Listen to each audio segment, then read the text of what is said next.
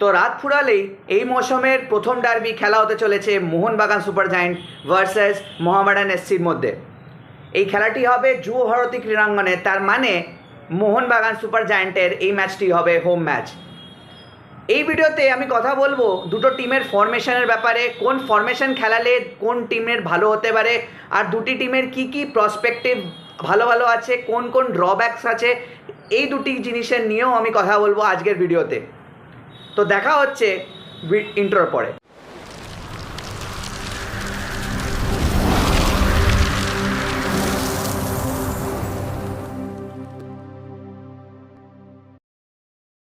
প্রথমে যে টিমটির ব্যাপারে আমি কথা বলবো সেই টিমটা হবে মোহামেডান স্পোর্টিং। মোহামেডান স্পোর্টিং এই সিজনে আমরা সবাই জানি খুবই ভালো ফুটবল খেলছে, খুবই অ্যাট্রাকটিভ ব্র্যান্ড অফ ফুটবল খেলছে আর খুব এক্সাইটিং ফুটবল খেলছে।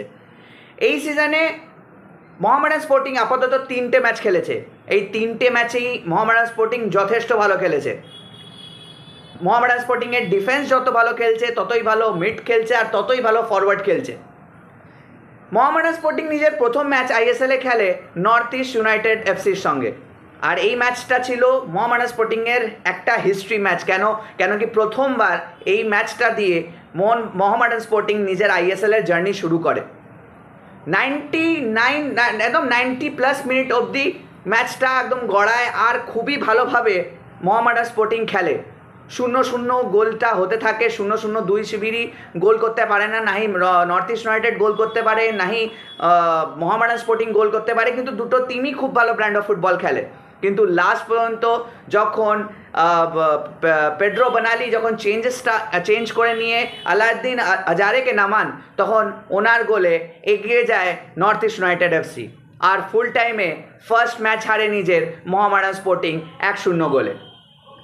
এই ম্যাচে মোহামেডান স্পোর্টিং যেই ফরমেশনে খেলেছিল সেই ফরমেশনটি ছিল 4-3-3। সেকেন্ড গেমে যখন মুখোমুখি নামে মোহামেডান স্পোর্টিং এফসি গোয়ার সাথে, সেই ম্যাচে এফসি গোয়ার সাথে কিন্তু ফরমেশন নামিয়েছিল 4-2-3-1-এ মোহামেডান এফসি। এই মোহামেডান এফসি কিন্তু এই ম্যাচে ওর আগের ম্যাচটার থেকে বেশি ভালো ফুটবল খেলে।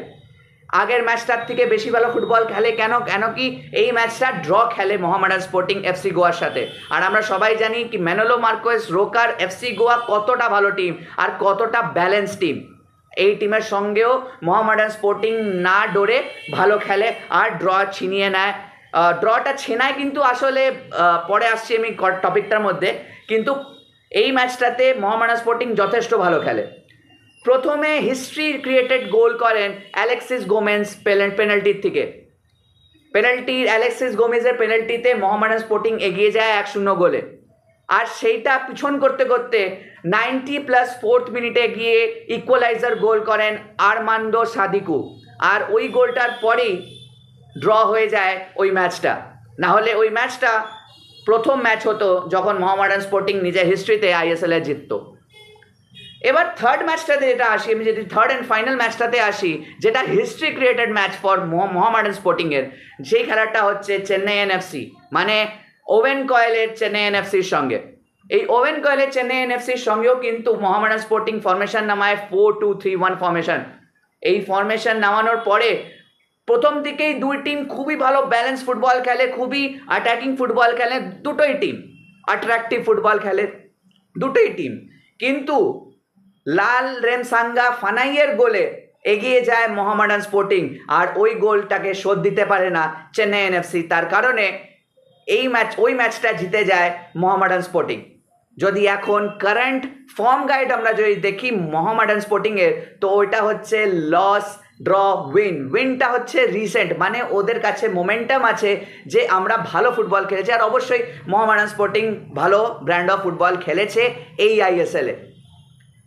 আমি যদি এখনকার টিমের কথা বলি, যেটা আমার পার্সোনাল পিক হবে, এই লাইন আপটা নামাতে পারে মোহামেডান স্পোর্টিং, সেই লাইন আপটি হবে গোলকিপিংয়ে থাকবে পদম ছেত্রী, ডিফেন্সে থাকবে আপনার ভি চাচা, গৌরব বোড়া, জেই আর জেড রাল্টে, মিডে থাকবেন কাশিমভ আর অমরজিৎ সিং, ফরওয়ার্ডের কাছাকাছিতে থাকবেন অ্যাটাকিং মিডে থাকবেন মাখন ছোতে, অ্যালেক্সিস গোমেজ, লাল রেমসাঙ্গা ফানাই, আর ফরওয়ার্ডে থাকবেন ফ্রাঙ্কা। আমরা যথেষ্ট ভালো জানি, আর আমরা জানি যে অ্যালেক্সিস গোমেজ খুবই ভালো ফুটবলার আর কত ভালো খেলছে এই সিজনে আইএসএলে। আমরা কিন্তু প্রথম ঝলক দেখেছি আইএসএলে এই অ্যালেক্সিস গোমেজকে। তো অ্যালেক্সিস গোমেজ কি আবার কোনো হিরোইক্স করতে পারবে, নাকি মোহনবাগান আবার টার্ন ব্যাক করে এই ম্যাচটা জিততে পারবে? কমেন্ট সেকশনে অবশ্যই জানাবেন। এইবার আসবো আমি মোহনবাগান সুপার জায়ান্টের ফরমেশন আর প্লেয়িং কোন কোন প্লেয়ার্সরা খেলতে পারে সে তার নিয়ে কথা বলতে। কারেন্টলি মোহনবাগান সুপার জায়ান্ট এখন 10 নম্বর স্থানে আছে, যেটা কোনো দিন মোহনবাগান সুপার জায়ান্টসের ফ্যান্সরা আর আইএসএল কোনো দিন দেখেনি। এইবার প্রথম হবে যে মোহনবাগান সুপার জায়ান্ট কোনো ডার্বি দেখতে গেলে, মানে ডার্বি খেলতে যাচ্ছে আর ওরা সব থেকে নিচের টিম হয়ে প্রথম ডার্বিটা খেলবে। মোহনবাগান সুপার জায়ান্ট নিজে 3টি ম্যাচ খেলে। প্রথম ম্যাচটি খেলে মুম্বাই সিটি এফসির সঙ্গে, যেখানে মুম্বাই সিটি এফসির সঙ্গে 2-2 রেজাল্ট হয়। এখানে তিরির ওন গোলে মোহনবাগান এগিয়ে যায় 1-0 গোলে। তারপরে অ্যালবার্টো রড্রিগেসের গোলে 2-0 এগিয়ে যায় মোহনবাগান।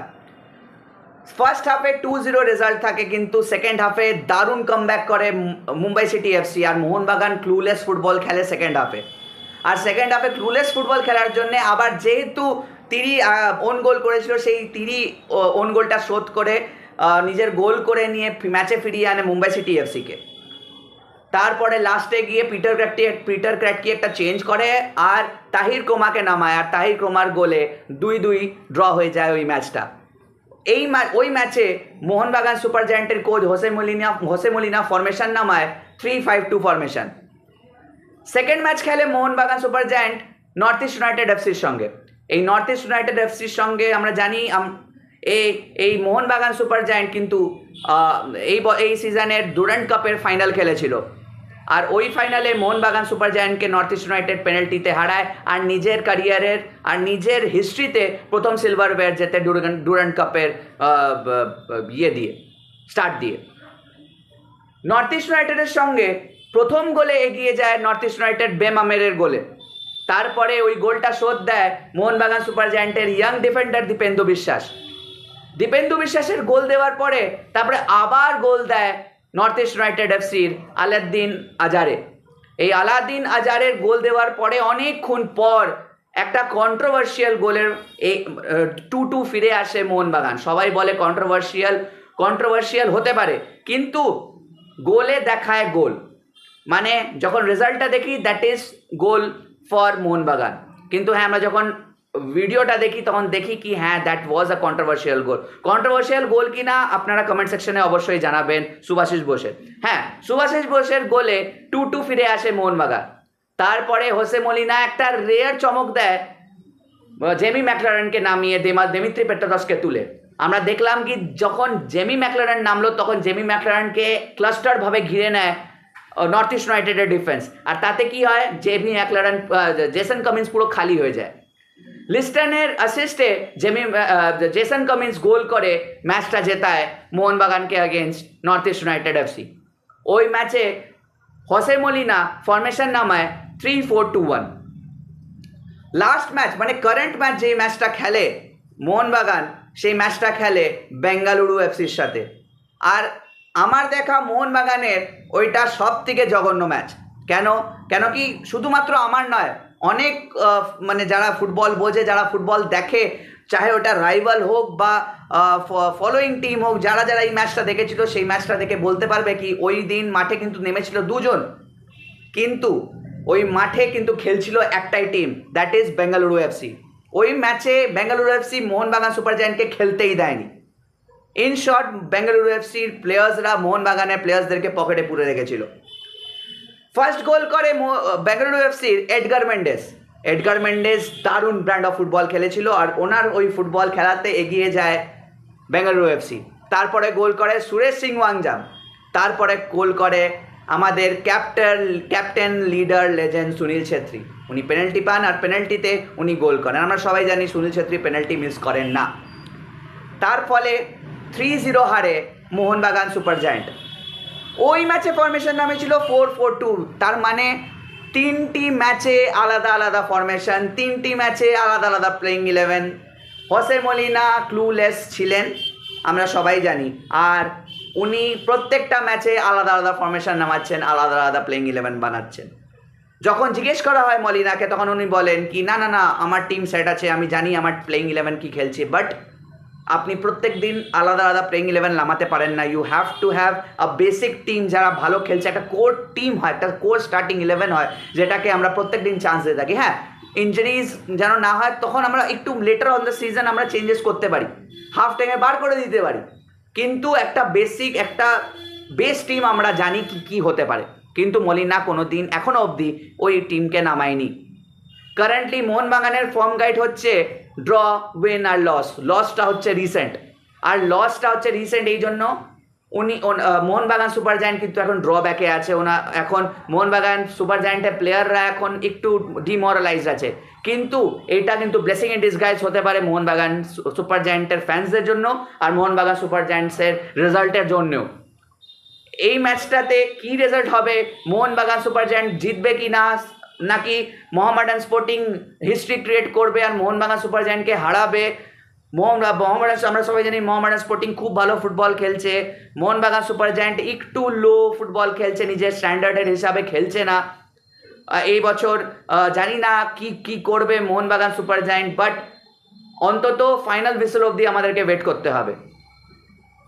এই ম্যাচে যে মোহনবাগান সুপার জায়ান্টের প্লেইং 11 আমার মতে খেলানো উচিত, সেটা হবে গোল লাইনে বিশাল ক্যাথ, ডিফেন্সে থাকবে 3 জন, সুভাশিস বোস, অ্যালবার্টো রড্রিগেজ আর দীপেন্দু বিশ্বাস। হ্যাঁ, অ্যালবার্টো রড্রিগেজ এখন 110% ফিট হয়ে গেছে।